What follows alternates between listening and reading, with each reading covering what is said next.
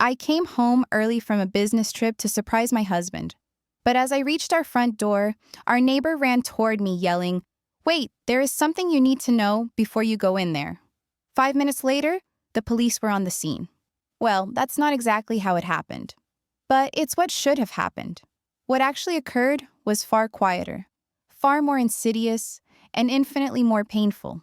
I had been in Boston for a pharmaceutical conference, the kind of tedious 3-day affair where I smiled through presentations and networked over rubbery chicken. My company expected me to attend these things twice a month. Derek, my husband of 8 years, always said he understood. "You're building our future," he'd say, kissing my forehead as I rolled my suitcase toward the Uber. This time, I'd managed to wrap things up early. The final keynote speaker canceled, and rather than sit through the replacement panel on regulatory compliance, I booked myself on an earlier flight. I didn't tell Derek. I wanted to surprise him. Maybe order his favorite Thai food, open that bottle of wine we'd been saving, actually have a conversation that didn't happen over FaceTime while I sat in a hotel room. I texted my sister Claire on the way to the airport. "Heading home early. Want to grab brunch tomorrow?" She took 2 hours to respond. "Can't tomorrow. Busy, maybe next week?" Claire had been distant lately. Short texts, declined invitations, always busy. I'd attribute it to her work stress. She was a real estate agent going through a slow season, and I knew money was tight. I'd even offered to help her out financially a few months ago, but she'd gotten defensive and changed the subject. The flight was smooth. I spent it answering emails and half-watching a forgettable romantic comedy. By the time we landed at SeaTac, it was just after 8 p.m. Still early enough for that surprise dinner. I ordered the Thai food from the Uber, timing it to arrive just after I got home. Derek's car was in the driveway when I pulled up, which made me smile. He was home, perfect. But before I could get my key in the lock, Mrs. Patterson's front door flew open. Oh, honey, wait." Eleanor Patterson was 74, a retired librarian who'd lived next door for 30 years. She wore cardigans in summer and baked cookies for every neighborhood kid. I'd never seen her move faster than a leisurely stroll, but now she was practically jogging across her lawn toward me. "Mrs. Patterson, are you okay?" She reached me, slightly breathless, her hand fluttering near her chest. Her face was creased with worry, and something else, pity. "I need to talk to you before you go in there," she said quietly. My stomach dropped. "Is Derek okay? Did something happen?" He's fine, physically, but there's someone inside with him." The world tilted slightly. "Someone?" Mrs. Patterson's wrinkled hand squeezed mine. "A woman. I've seen her car here before, many times, always when you're traveling. I looked at our house. The lights were on in the living room. Everything looked normal, peaceful even. What does she look like?" My voice sounded strange, distant. Mrs. Patterson hesitated. "Blonde, young. She drives a white Honda Civic." Claire drove a white Honda Civic, but that was insane. Claire was my sister, my little sister. We'd shared a bedroom growing up, fought over clothes and boys and bathroom time. She'd been my maid of honor at my wedding. She wouldn't— "Are you sure it's not just a friend?" I heard myself ask. Mrs. Patterson's expression was answer enough. "How many times have you seen her?" "At least a dozen, maybe more." I didn't want to say anything because I thought maybe I was mistaken about what it meant. But tonight, when I saw you pull up, she squeezed my hand again. "I'm so sorry, dear." I thanked her. I don't remember what I said exactly, but I must have said something because she retreated to her house, glancing back at me with those pitying eyes. I stood on my own front porch, key in hand, for a long moment. Then I opened the door. The house was warm, vanilla candles were burning, the expensive ones I saved for special occasions. Music was playing softly, something jazzy and intimate. None of this was how Derek normally spent his evenings. When I was gone, he usually played video games and ate pizza rolls. "Derek," I called out. There was a scrambling sound from upstairs. Footsteps, a door closing. "Babe, you're home?" Derek appeared at the top of the stairs, pulling a t-shirt over his head. His hair was messed up. His face was flushed. "Surprise," I said flatly. He came down the stairs, and I watched him arrange his features into a smile. "I thought you weren't coming back until tomorrow night." "Finished early." "That's great. I'll be right back." He turned and went back upstairs. I set down my suitcase and walked into the living room. 2 wine glasses sat on the coffee table, both half empty. A woman's sweater was draped over the arm of the couch. A cream-colored cashmere sweater I'd given Claire for Christmas. My hands went cold. Derek came back downstairs. He wasn't alone. Claire followed behind him, wearing one of my husband's button-up shirts over her jeans. Her feet were bare. Her blonde hair was tousled. She wouldn't meet my eyes. "Hey, sis," she said quietly. I couldn't speak. I could only stare. Derek rushed to fill the silence. "This isn't what it looks like. Claire was helping me plan a surprise for you. For our anniversary next month. We were going through photo albums and picking pictures for this video montage thing, and she spilled wine on her shirt, so I gave her one of mine to change into while hers was in the wash." "Stop," I said. He stopped. I looked at my sister. "Is that true?" Claire opened her mouth, closed it, opened it again. "I'm sorry," she whispered. Not a denial, an apology. The room spun. I grabbed the back of the couch to steady myself. "How long?" My voice barely worked. We didn't," Derek started. "How long?" Claire's eyes filled with tears. "A year. A little over a year. A year." While I'd been traveling for work, building our financial security, trusting them both. A year of lies. "Get out," I said to Claire.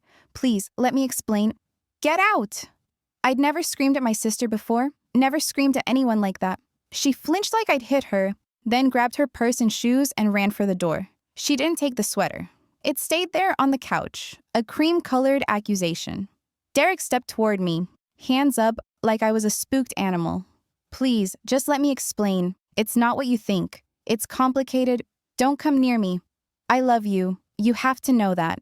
I love you, and this thing with Claire, it doesn't mean anything. It was a mistake, a stupid mistake, and it's over now. It's been over. We ended it weeks ago.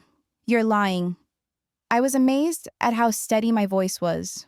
"You're lying because her car is here, because she's wearing your shirt, because you lit candles." He looked at the candles like he was seeing them for the first time. "Did you sleep with her in our bed?" "No, never. I swear. More lies." I walked past him to the stairs. My legs felt like they belonged to someone else, but they carried me up to our bedroom. Derek followed, still talking, still making excuses and promises I didn't hear. The bed was made, but carelessly. The pillows were wrong. I pulled back the comforter and saw it immediately. A hair tie on the sheets. Not mine. I didn't wear hair ties. Claire did. Little velvet ones she bought in packs of 20. I walked to the bathroom.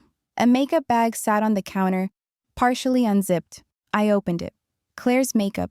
Her foundation, her lipstick, her mascara. All of it here in my bathroom, like she lived here. In the cabinet under the sink, behind the extra toilet paper, I found more. A toothbrush, travel-size shampoo, a razor. She'd made herself at home in my life. I walked back to the bedroom. Derek was sitting on the edge of the bed, head in his hands. "I want you to sleep in the guest room tonight," I said. "Can't we talk about this?" "No." "Please, I know you're hurt, but if you just let me explain." "What is there to explain, Derek? You've been fucking my sister for a year. In our house? In our bed? What could you possibly say that would make this okay?" He had no answer. "Guest room. Now." He left. I locked the bedroom door behind him and sat on the floor with my back against it. I didn't cry. I was too numb for tears. I just sat there, staring at the hair tie on the bed, and tried to understand how my entire life had become unrecognizable in the span of 20 minutes. My phone buzzed. A text from Claire. "I'm so sorry. Please call me. Let me explain." I turned off my phone. I sat there until the candles downstairs burned out and the house went dark and silent. And I started to plan. I didn't sleep that night. I lay in bed, staring at the ceiling, my mind racing through a year's worth of memories, re-examining each one for clues I'd missed. The family barbecue last July, where Claire had volunteered to help Derek clean up while I took Mom home. The time my phone died during a conference in Atlanta, and I'd called Derek from my hotel room phone to say goodnight. He'd sounded breathless, distracted, and said he was just out for a run. At 9 p.m., the weekend Claire's apartment had a plumbing issue, and Derek had offered to help her fix it, coming home 5 hours later smelling like shower gel. How had I been so blind? When dawn finally came, I got up and showered mechanically. Derek was already awake when I came downstairs. He'd made coffee, which sat untouched on the counter like a peace offering. "Did you sleep?" he asked carefully. "No." "Me neither. Listen, I think we should—" "I'm going to my office," I cut him off. "I need time to think, alone. Don't call me." His face crumpled. "For how long?" "I don't know." I grabbed my laptop bag and left. I couldn't be in that house another minute. I didn't go to my office. I went to see Mrs. Patterson. She answered the door in her bathrobe, surprised to see me at 7:30 in the morning. But when she saw my face, she ushered me inside without a word and made me tea I didn't drink. "I need to know everything," I said. "Everything you saw." Mrs. Patterson settled into her armchair with a sigh. "Are you sure, dear? Sometimes knowing every detail just makes it hurt more." "I need to know." She nodded slowly. "It started about a year ago, maybe 14 months. I noticed because her car would be here when you left for your trips and then gone before you came back. At first, I thought maybe she was house-sitting or something. But then—" "What?" "I saw them once, through my kitchen window. They were in your backyard, sitting on the patio. He had his arm around her. She was laughing. It was—" She paused, choosing her words carefully. "It looked like a relationship, not an affair. Like they were a couple." The teacup rattled in my hand. I set it down. "How often?" "Every time you traveled, near as I could tell. Sometimes she'd arrive late at night. Sometimes she'd be there when I woke up in the morning. A few times I saw her leaving at dawn. Dozens of times then. Maybe more. Not a mistake. Not a moment of weakness. A full relationship conducted in the spaces between my trips. Did anyone else see? I don't know. Maybe the Hendersons on the other side, but they mind their own business. I should have told you sooner. I just kept thinking maybe I was wrong, maybe it was innocent, and I didn't want to ruin your marriage over a misunderstanding." "You didn't ruin my marriage, Mrs. Patterson. They did." After I left her house, I sat in my car for a long time. Then I drove to a coffee shop across town, opened my laptop, and started researching divorce attorneys. I wasn't ready to file. Not yet. But I needed to understand my options, my rights, what I stood to lose if this went nuclear. By noon, I had a list of 5 attorneys and a headache. My phone had 17 missed calls, 9 from Derek, 8 from Claire. I deleted all of the voicemails without listening. Then I did something that surprised me. I called Rachel. Rachel Chen had been my best friend in college. We drifted after graduation. She'd gone into tech, I'd gone into pharmaceuticals, and our lives had taken different shapes. But we still exchanged Christmas cards and the occasional text. She was sharp, pragmatic, and lived 2 hours away in Portland, far enough that she wasn't enmeshed in my family drama. "Oh my God, it's been forever," she answered. "How are you? Can I come visit you tonight?" There was a pause. "What happened?" "I'll tell you in person. Is that okay?" "Of course, come whenever. I'll open wine." I drove to Portland that evening. The whole way there, Claire kept texting, "Please talk to me. I know you hate me, but let me explain. It's not what you think. I love you. You're my sister." I wanted to throw my phone out the window. Rachel lived in a small craftsman house in a quiet neighborhood. She answered the door in yoga pants and a sweatshirt, took one look at my face, and pulled me into a hug. "Derek cheated on me," I said into her shoulder. "With Claire." Jesus Christ. We sat on her couch with a bottle of red wine, and I told her everything.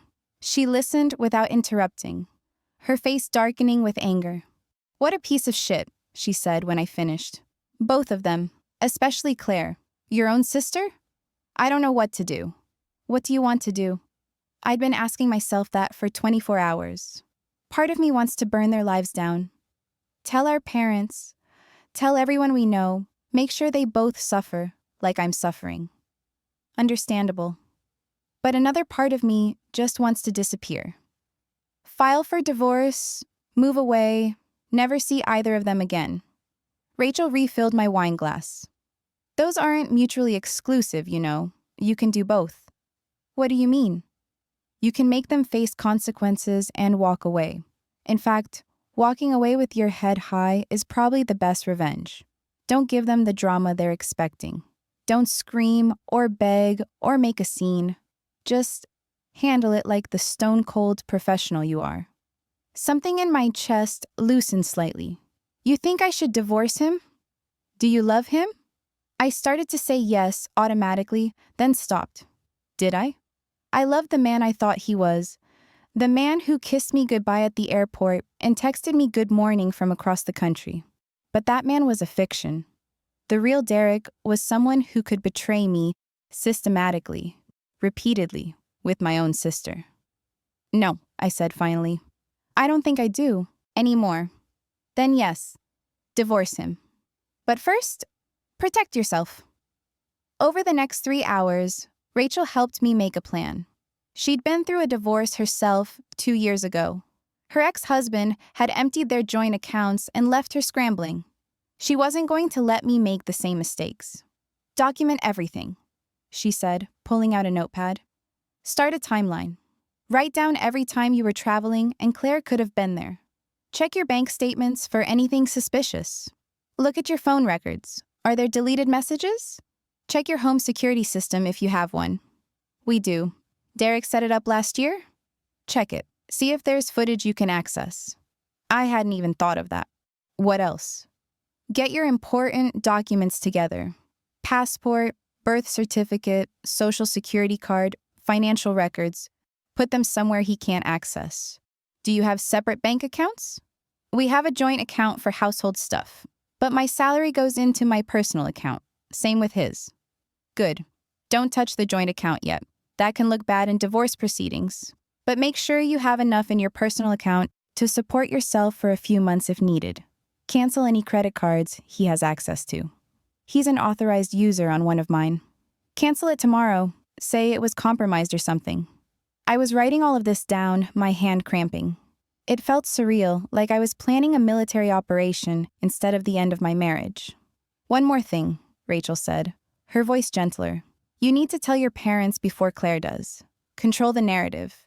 If she gets to them first, she'll spin it to make herself the victim. My stomach turned.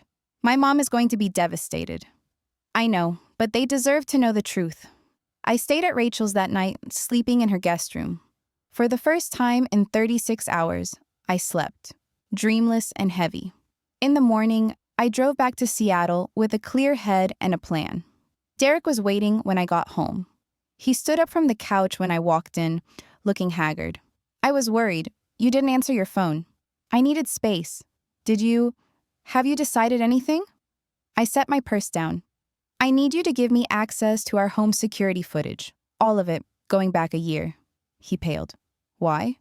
Because I need to see the truth, with my own eyes. There's nothing to see.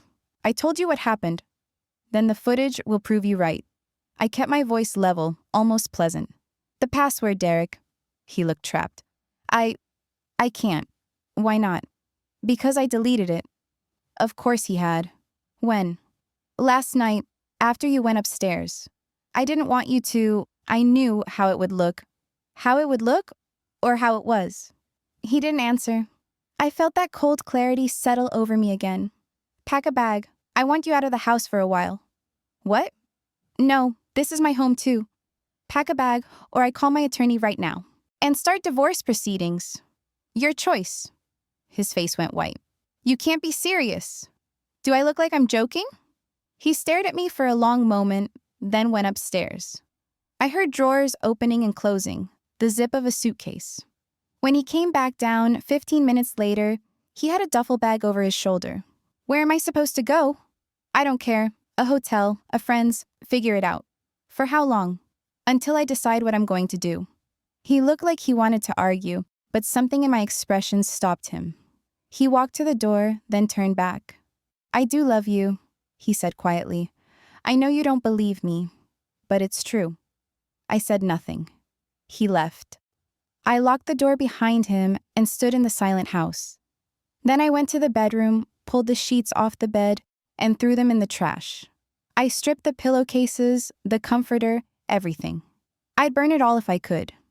In the bathroom, I swept Claire's makeup bag into the garbage. The toothbrush, the shampoo, all of it, gone. Then I sat down at my laptop and opened my email. I had work to do.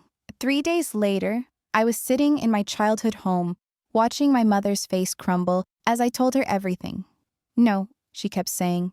No, that's not possible. Claire wouldn't. She did, Mom. My father sat beside her on the couch, his face carved from stone. He hadn't said a word since I started talking, but his hand was clenched so tight around Mom's that his knuckles were white. There must be some misunderstanding, Mom insisted. Maybe it looked bad, but I'm sure there's an explanation. She admitted it, I said flatly. She said it's been going on for over a year. Mom made a small, wounded sound. Dad finally spoke. Where's Derek now? I kicked him out. He's staying at a hotel. Good. His voice was cold in a way I'd never heard before. And Claire? I haven't spoken to her. As if on cue, my phone buzzed. Another text from Claire. She'd been sending them constantly. Apologies, explanations, pleas. I'd read none of them. She's been trying to call me too, Mom said quietly. I didn't know why. I thought maybe she needed money again. That caught my attention. Again? Mom and Dad exchanged a glance.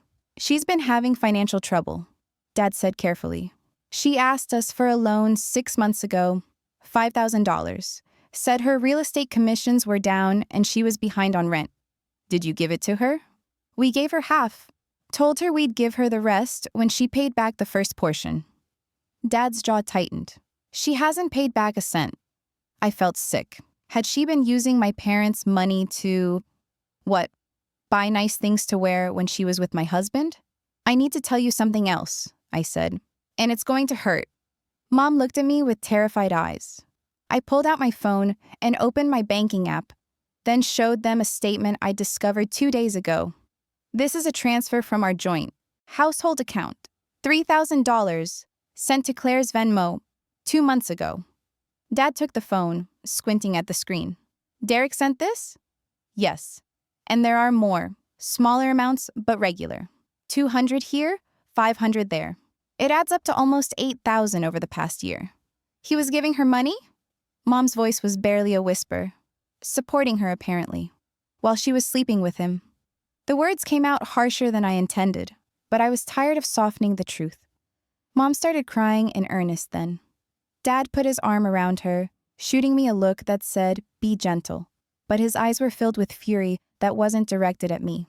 I'm sorry, I said, my voice cracking.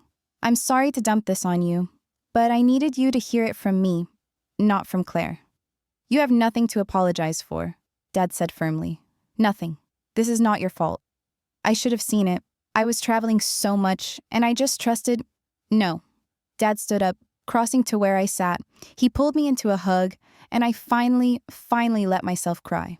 You trusted your husband and your sister. That's not a failure. That's what you're supposed to do. They failed you, not the other way around. I cried into his shoulder while Mom wept on the couch. And for a while, our family grief filled the whole house. Eventually, we ran out of tears. Mom made tea nobody drank, and we sat in exhausted silence. What are you going to do? Dad asked. Divorce him? That's not a question. He nodded approvingly, but I don't know what to do about Claire. Mom flinched at her name. She's still my daughter, Mom said softly. I can't just cut her off. I'm not asking you to, I said, though part of me wanted exactly that. But I need you both to know that I can't have a relationship with her. Not now. Maybe not ever. We understand, Dad said. Do we? Mom's voice was anguished.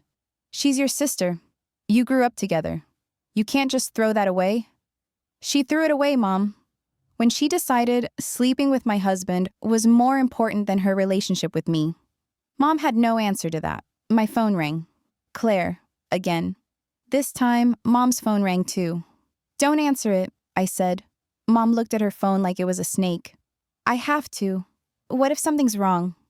She's fine. She just wants to control the story before I can tell you the truth. Which I already did, so there's no point.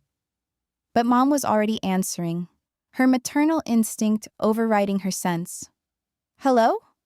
I could hear Claire's voice through the phone, high and panicked. Mom, I need to talk to you. Did you talk to her? Did she tell you? I'm here with your sister right now, Mom said, her voice trembling. A pause, then, let me explain. Please. It's not what she thinks. I need you to understand. You slept with your sister's husband. Mom's voice broke. What is there to understand? Claire started crying. Even through the phone, I could hear it, and something in my chest twisted. We'd cried together 1,000 times growing up, over boyfriends, over school stress, over our grandfather's death. The sound of her tears used to make me want to comfort her. Now, it just made me angry. I love him, Claire sobbed. I didn't mean for it to happen.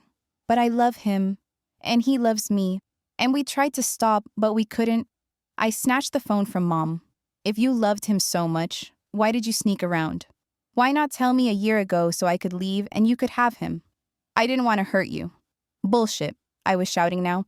You didn't want to lose me as your safety net. You wanted to have your affair and keep me as your sister and keep Derek as your secret boyfriend. You wanted everything. That's not fair. You're right. What's not fair is that I worked 60-hour weeks to build a life while you were in my house, in my bed, with my husband. What's not fair is that he was giving you money, my money, while you played house in my marriage. Silence on the other end. Stay away from me, I said, my voice shaking. Don't call. Don't text. Don't show up at my house. If I see you, I couldn't finish the sentence. I didn't trust what I might say. I hung up and handed the phone back to Mom. She was staring at me like she didn't recognize me. I'm sorry, I said again. But I meant it. I can't see her right now. Dad nodded. That's your right. But she's my daughter, Mom whispered. And I'm your daughter too, I said quietly. And I'm the one who got hurt here. Mom closed her eyes. I know. Both my girls, and now you hate each other. I don't hate her. I was surprised to find it was true. I don't feel anything for her right now, and that's almost worse. I left shortly after. The conversation had drained me. As I drove home, my phone buzzed with a text from an unknown number. It's Derek. I'm using a friend's phone. Please talk to me. I'll do anything. Counseling, therapy, whatever you want. Just don't give up on us. I deleted it without responding. When I got home, there was a car in my driveway. For one horrible moment, I thought it was Claire's Civic, but it was Rachel's Subaru. She was sitting on my porch steps with a bag of Chinese takeout and a bottle of vodka. Figured you could use a friend, she said. I burst into tears for the second time that day. We ate lo mein and drank vodka sodas, and Rachel let me vent until I had nothing left to say. I feel like I'm in a nightmare, I said, staring into my glass. Like I'm going to wake up and everything will be normal. I know, Rachel said, but you won't wake up. This is real. And you're going to get through it. How do you know? Because you're already getting through it. You told your parents, you kicked Derek out. You're not hiding or falling apart. You're handling it. I don't feel like I'm handling it. That's because handling it doesn't mean you stop hurting. It just means you keep moving forward even though you're hurting. We sat in silence for a while. Rachel? Yeah? Thank you for being here. She bumped her shoulder against mine. Where else would I be? That night, I lay in bed in my guest room. I still couldn't sleep in the master bedroom, and made a decision. I was going to divorce Derek. I was going to cut Claire out of my life, at least for now. And I was going to rebuild myself into someone who didn't need either of them to be whole. It would hurt. It already hurt more than I thought possible. But I would survive. I had to. 2 weeks later, I was sitting across from Catherine Brennan, attorney at law, in her downtown office. Walk me through the financials, she said, pen poised over her legal pad. I slid a folder across her desk. This is everything. Bank statements, investment accounts, the deed to the house, my retirement accounts. The house is in my name only. I bought it with my inheritance from my grandmother before we got married. Derek's name was never added to the title. Catherine's eyebrows rose slightly. That's unusual. My grandmother left me a substantial amount. My parents advised me to keep it separate, just in case. Derek said he understood. I laughed bitterly. Guess they were right to be cautious. She flipped through the documents. And your income versus his? I make about twice what he makes. I'm a regional sales director for a pharmaceutical company. He's a graphic designer for a marketing firm. Any shared debt? No. We kept our finances mostly separate, just the household joint account for bills and groceries. And he withdrew money from that account to give to... She checked her notes. Your sister? Yes. About $8,000 over the past year.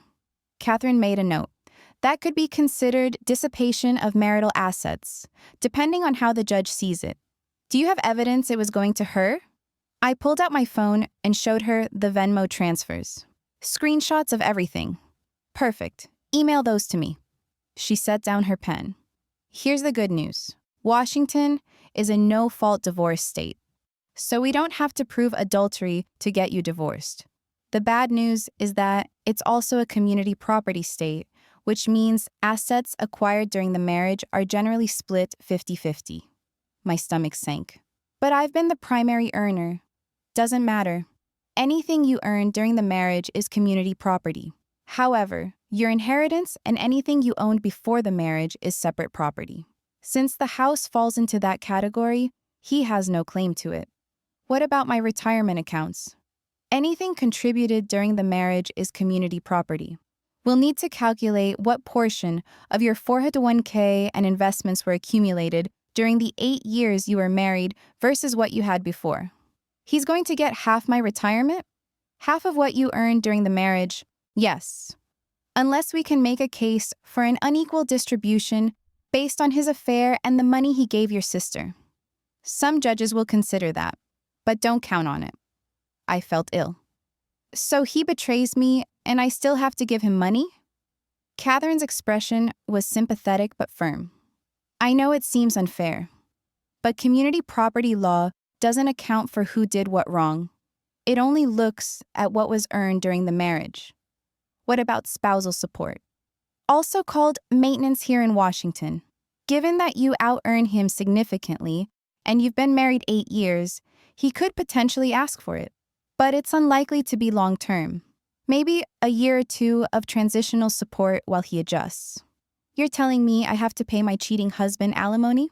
Possibly. It depends on a lot of factors. His earning capacity, his financial need, the standard of living during the marriage. But yes, it's possible. I wanted to scream, or throw something, or both. Catherine leaned forward. I know this is hard to hear, but here's what I need you to understand. A divorce is a business transaction.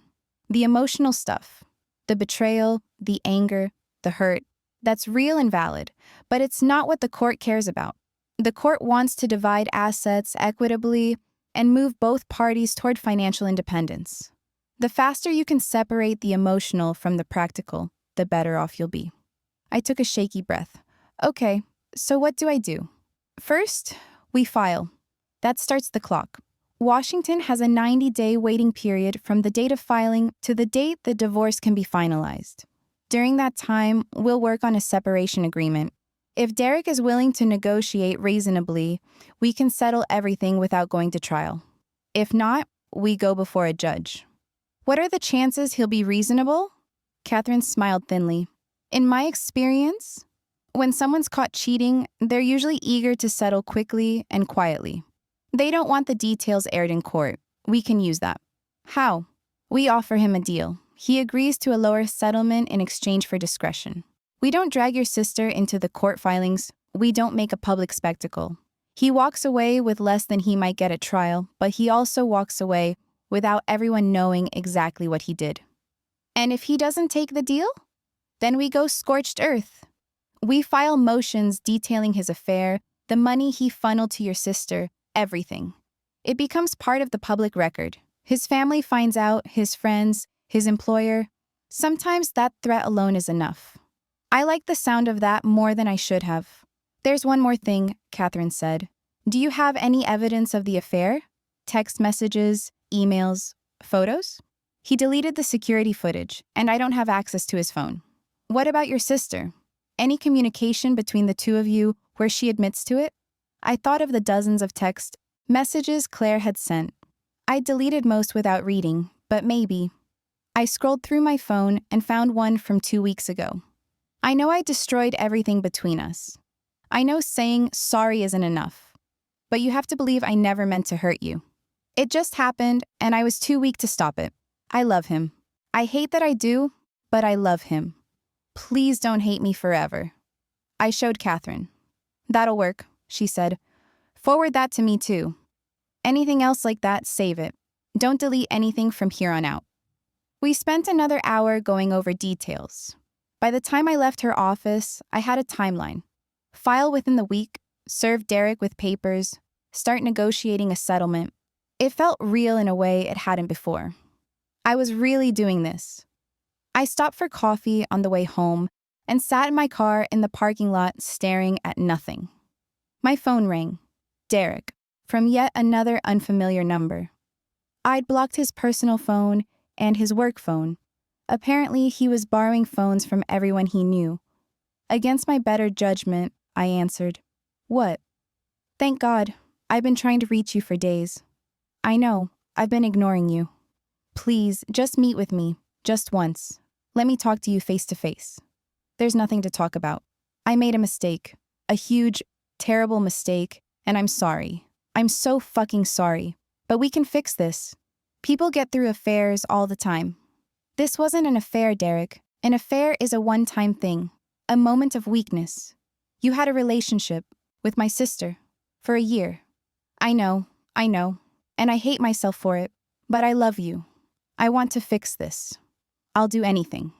"Did you love me when you were sleeping with her in our bed?" Silence. "Did you love me when you were giving her my money?" "I was helping her. She was struggling because she spends money she doesn't have. And instead of letting her face consequences, you enabled her with money you didn't earn, my money. I thought I was helping family. She's my family, not yours, not anymore. Don't say that. I have an attorney, Derek. I'm filing for divorce." I heard him suck in a breath. "No, please. Don't do this. We can go to counseling. I'm done. My attorney will be in touch. Don't contact me again." I hung up before he could respond. My hands were shaking. I felt powerful and terrified at the same time. I drove home, and for the first time in 2 weeks, I walked into the master bedroom. The bed still had no sheets. I'd been sleeping in the guest room and hadn't bothered to replace them. But now I stripped the mattress cover too, dragged the whole mattress off the frame, and hauled it to the curb. Then I went online and ordered a new one.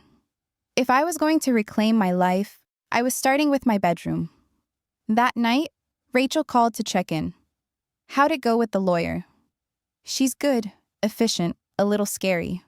"Perfect. That's exactly what you need." I told Derek I'm filing. "How'd he take it?" "Not well. Lots of begging and promising to change." Rachel snorted. "Of course, the cheater's playbook. Chapter 1, deny. Chapter 2, minimize. Chapter 3, beg for forgiveness. What's Chapter 4? Blame you for pushing them away." I laughed despite myself. "You should write this book." "Already been written. Every woman with a shitty ex could contribute a chapter." We talked for a while longer, and by the time I hung up, I felt steadier. The new mattress arrived 3 days later. I made the bed with new sheets, new pillows, everything fresh. That night, I slept in my own bedroom for the first time since I'd come home early from Boston. And for the first time in weeks, I slept through the night. The divorce papers were served on a Tuesday. Derek called me 17 times that day. I didn't answer any of them.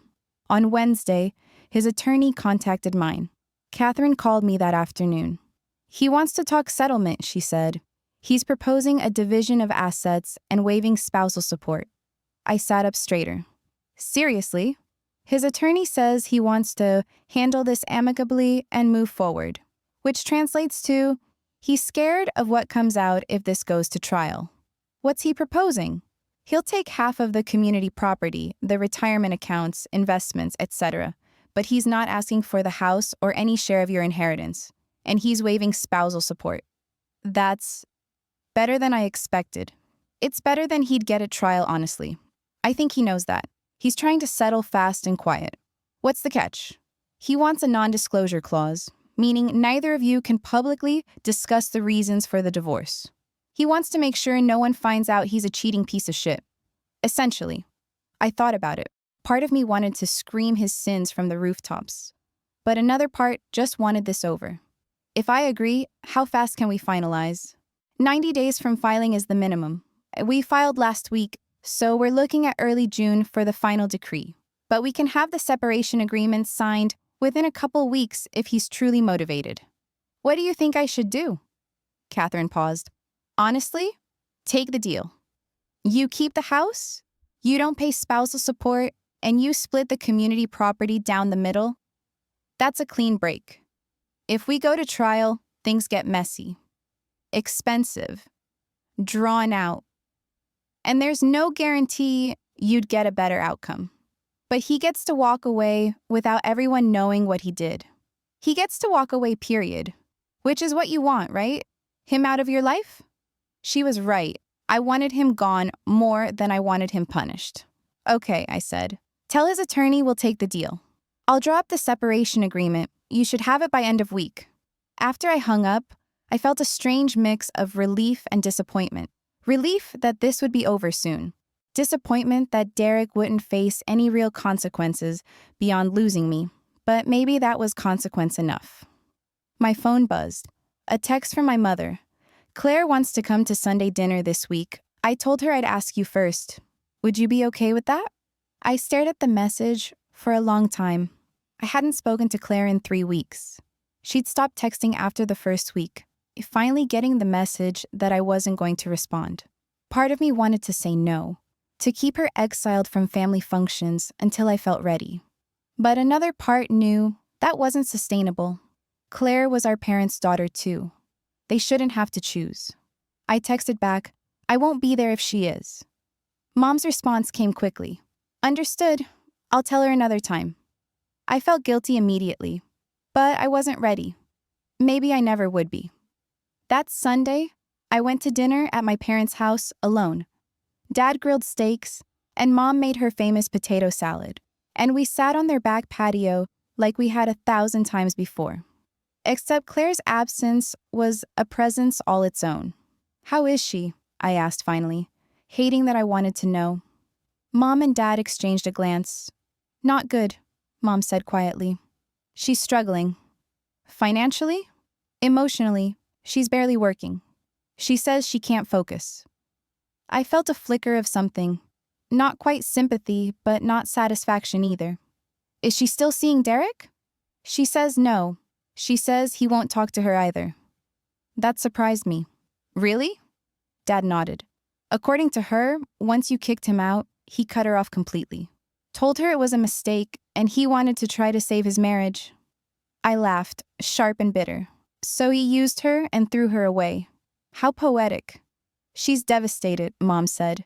She lost you and him both. Good. Mom flinched. I'm sorry, Mom, but I can't feel bad for her. She made her choices. I know. She's my daughter. I hate seeing her like this. She's my sister, and I hate what she did to me. Those two things can both be true. We ate in heavy silence for a while. The divorce should be final by early June, I said eventually. Derek's attorney offered a settlement. I'm taking it. That's good, Dad said. Clean break. Are you doing okay? Mom asked. Really? I considered the question. Was I okay? I wasn't happy, but I wasn't falling apart anymore either. I'd started sleeping through the night. I'd gone back to work and found comfort in routine.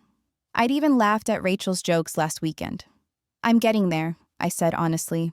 Some days are harder than others, but I'm getting there. Mom reached across the table and squeezed my hand.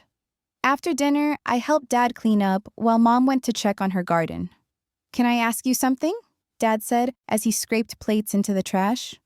"Sure. Do you think you'll ever forgive her?" "Claire?" I dried a dish slowly, thinking. "I don't know. Maybe someday, but not anytime soon." "That's fair. Do you think I should?" He looked at me seriously. "I think forgiveness is something you do for yourself, not for the other person.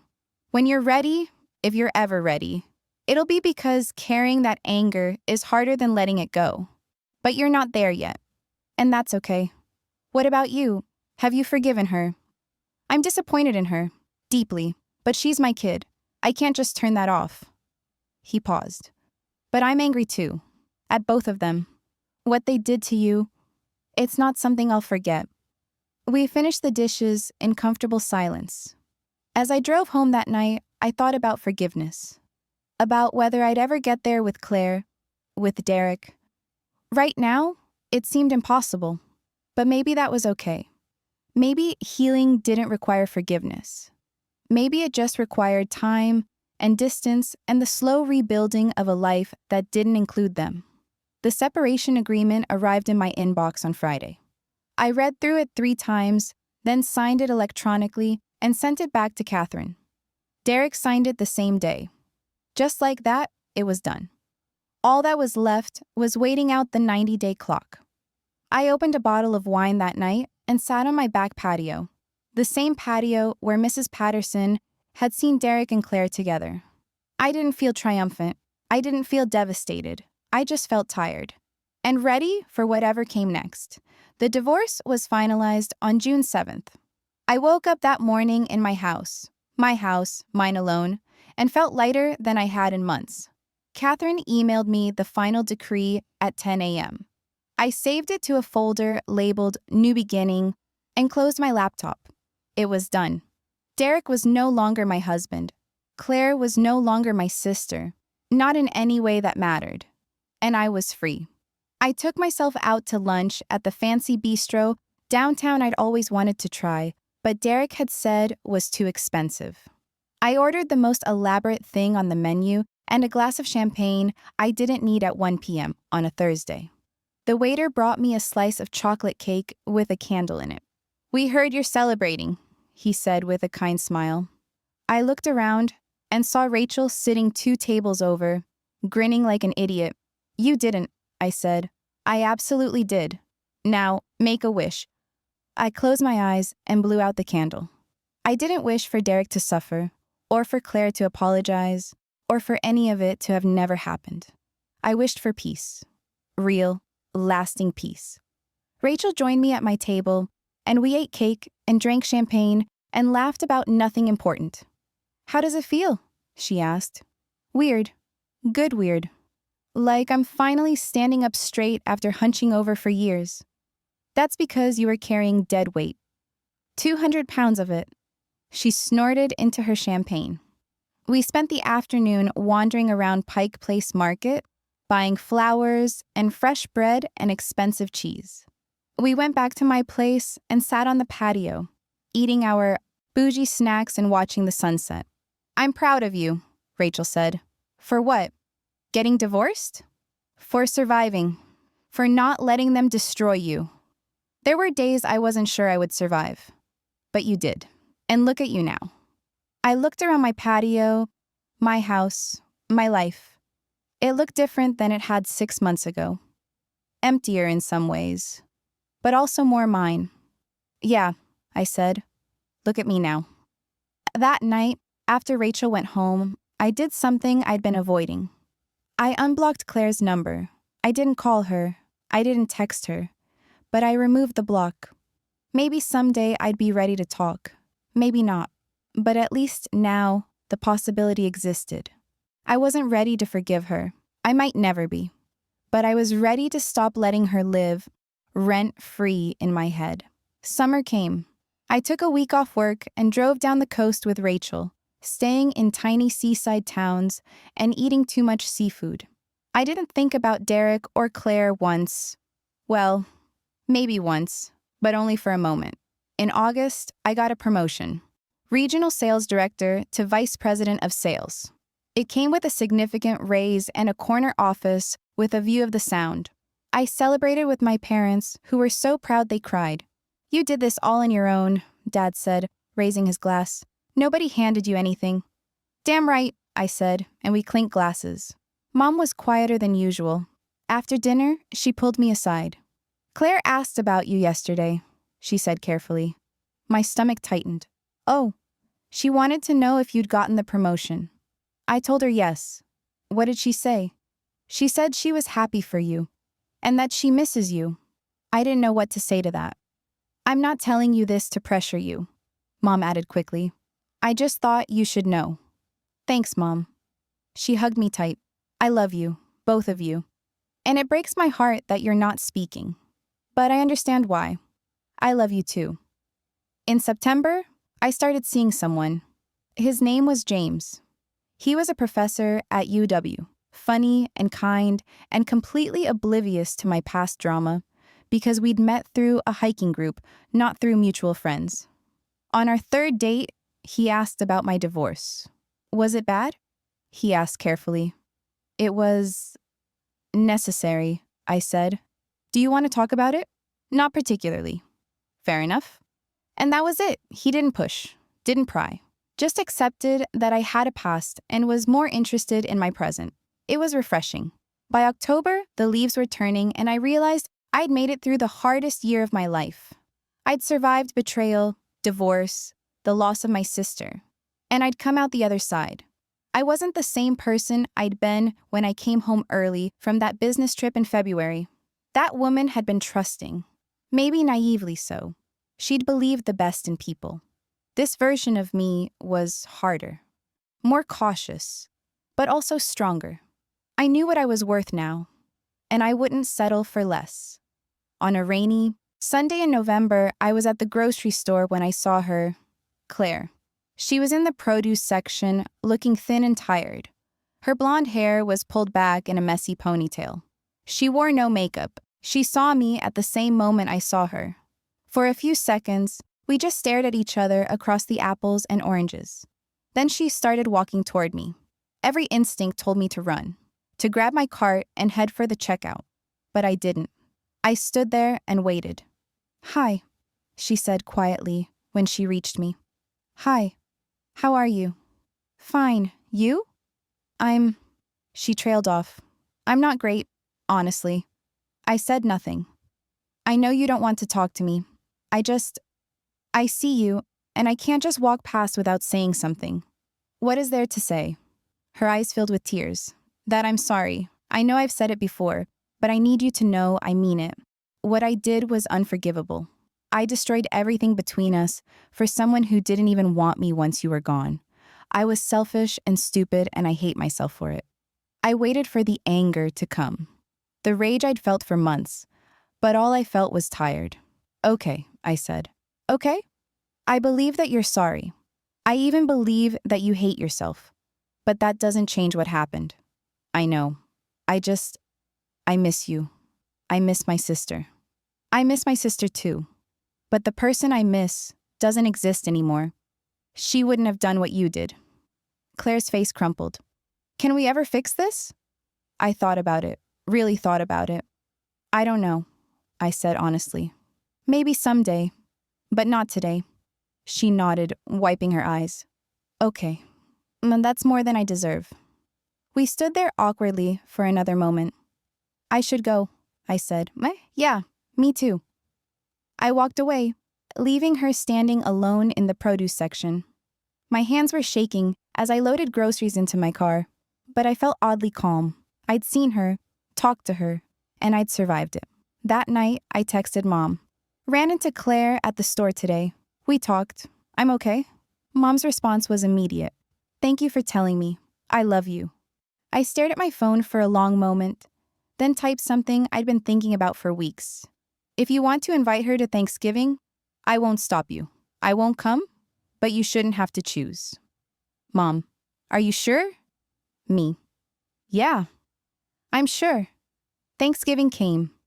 I spent it with Rachel's family in Portland, eating too much turkey and playing board games with her nephews. It was one of the best Thanksgivings I'd had in years. December brought the first snow. James and I went skiing at Stevens Pass, and I laughed so hard I fell down twice. On Christmas Eve, I went to my parents' house. Claire wasn't there. Mom had arranged separate visits, but her absence didn't sting the way it had months before. I gave Mom a framed photo of the two of us from my graduation. Dad got a new fishing rod he'd been eyeing. They gave me a beautiful necklace and a card that said, "To our strong, beautiful daughter. We're so proud of the woman you've become." I cried reading it. On New Year's Eve, James kissed me at midnight, and I realized I was happy. Not healed completely. Not without scars, but happy. The betrayal would always be part of my story. Derek and Claire would always be the people who hurt me most, but they wouldn't be the end of my story. I was writing new chapters now, better ones. On a cold morning in January, almost a year to the day after everything fell apart, I woke up in my house and realized I couldn't remember the last time I'd thought about Derek. I got up, made coffee, and sat on my patio, wrapped in a blanket, watching the sun come up. A text buzzed on my phone. "Claire, I know you probably won't respond, but I wanted you to know I'm in therapy, really working on myself. Not because I think it'll fix things between us, but because I need to figure out why I did what I did. I hope you're well. I hope you're happy. You deserve to be." I read it twice. Then I typed back, "I'm glad you're getting help. Take care of yourself." It wasn't forgiveness. It wasn't reconciliation. But it was something. A crack in the wall I'd built. Maybe someday that crack would widen into a door. Or maybe it wouldn't. Either way, I'd be okay. I was building a life I loved, surrounded by people who valued me. I'd survived the worst betrayal I could imagine, and I'd come out stronger. That was enough.